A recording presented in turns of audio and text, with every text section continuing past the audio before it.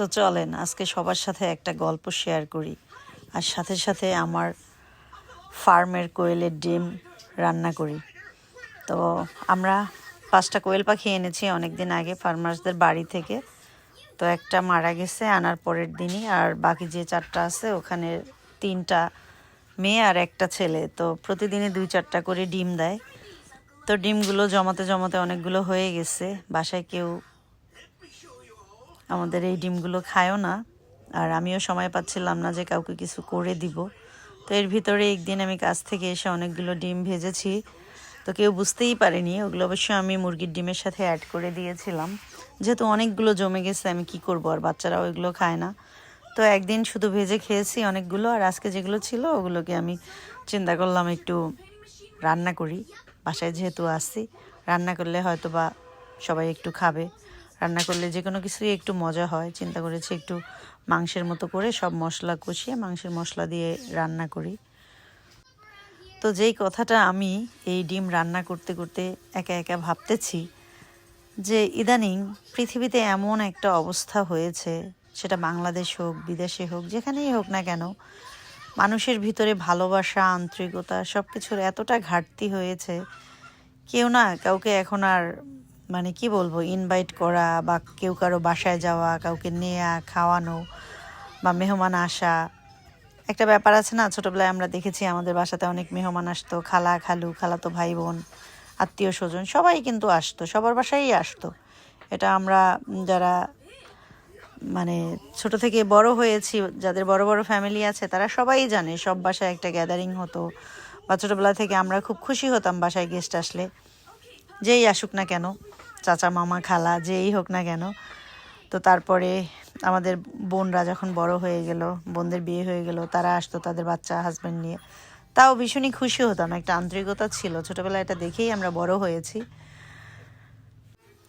তো ওই থেকে একটা ব্যাপার আমার ভিতরে খুব ভালো লাগে যে বাসায় গেস্ট আসলে আমি ভীষণ খুশি হই বা আমার খুবই আনন্দ লাগে। সে যে গেস্টই হোক না কেন বা যেখান থেকেই আসুক না কেন, আমার পরিচিত হোক আপন হোক আমার ব্লাডের হোক যেই হোক না কেন, আমি মেহমান বেসিক্যালি আমার পার্সোনালি খুব পছন্দ করি, ভালোবাসি এবং আমার ভালোও লাগে। মেহমান আসলে একটু একটু কষ্ট তো হয়ই, রান্না বান্না খাওয়া দাওয়া গুছানো এটা স্বাভাবিক। তারপরও ভালো লাগে মেহমান আসলে গল্প করি, আড্ডা দিই, মজা করি। তাতে কি কষ্টটা ভুলে যাই, যে আগে যত কষ্ট করেছি রান্না বান্না করেছি যাই করেছি, মেহমান আসার পরে একটু ভালো আড্ডা দিলে একটু ভালো সময় কাটালে সবই ভুলে যাই। তো বিদেশে আছি যেহেতু আমার খুব মেহমান নেই, সবাই দূরে দূরে থাকে, আমার কাছের মানুষজনও খুব একটা নেই। আর বাঙালি এরিয়াতে যেহেতু আমি থাকি না, তাই এখানে আমার বাঙালি লোকজনও কম।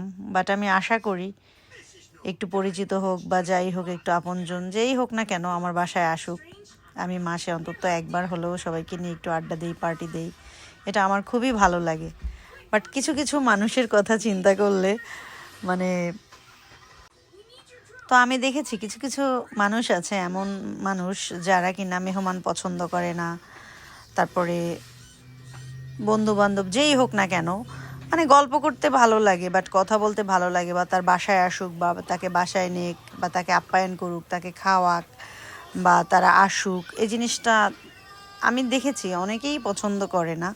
যার কারণে অনেকে মানে আড্ডা দিতে পছন্দ করে, বাট মেহমান আসাটা বা জানি না কেন জানি খুব একটা পছন্দ করে না। অনেক ধরনের মানুষ আছে এই দুনিয়াতে, তো এক এক জনের মানসিকতা এক এক রকম। আমার যেমন মানুষ ভালো লাগে, অন্য কারো মানুষ ভালো লাগে না, এটাই স্বাভাবিক। তো চিন্তা করলাম যে মানে কিছুদিন পরে এমন একটা যুগ না হয়ে যায় যে মানুষ এই ছোটো ছোটো কোয়েলের ডিম ভুনা করে মেহমান আপ্যায়ন শুরু করে। যে মানুষ মানুষকে খাওয়াতে গেলে সামান্য জিনিস নিয়ে বা খাওয়া দাওয়া নিয়ে অনেকেই হয়তো অনেক টেনশন করে বা অনেক প্যারায় পড়ে যায়। আমি জানি না মেহমান কেন মানুষ পছন্দ করে না, এটাই হয়তো বা রিজন, খাওয়াতে কষ্ট হয় বা খাওয়াতে গেলে খরচ হয়, এটা কি না আই ডোন্ট নো। বাট আমার সামটাইমস মনে হয় কিছু কিছু ক্ষেত্রে যে মানুষ কেন মানুষকে পছন্দ করে না, মনে হয় এই সমস্ত কারণেই টাকা পয়সা খরচ হয়। আই ডোন্ট নো, জানি না, এটা আমার ভুলও হতে পারে। তো তখন হয়তো কোয়েলের ডিম দিয়ে আপ্যায়ন করবে। তো আজকে আমি এটা রান্না করতেছিলাম আর এই কথাটা আমার মনে পড়ে খুবই হাসি পাচ্ছিল যে আমি এটা কি উল্টাপাল্টা চিন্তা করতেছি, যে এটা কি হয়। আবার চিন্তা করি হতেও পারে, হয়তো কোনো একটা সময় আসবে যখন আমরা থাকবো না, আমরা হয়তো বা মারা যাব, আমাদের ছেলে মেয়ে বা তার পরের জেনারেশন। কারণ এখনকার জেনারেশনই যদি এরকম হয় তো ইন ফিউচার কি আর হতে পারে, তাই না?